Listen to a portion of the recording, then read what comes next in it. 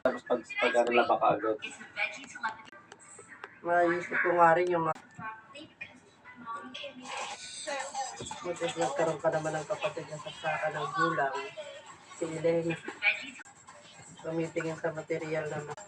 Ano nang Kaya hindi ka to, yung kapatid nila Rap, pwede pa, dahil nagtutulungan. Ang problema naman, sumobra naman sa pagtutulungan na lahat naman binigay.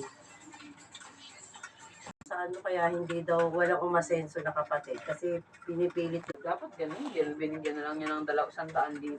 Mabagal eh.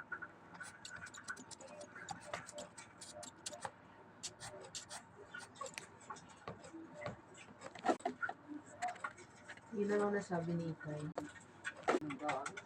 Hindi naman siya ganyan. Hi.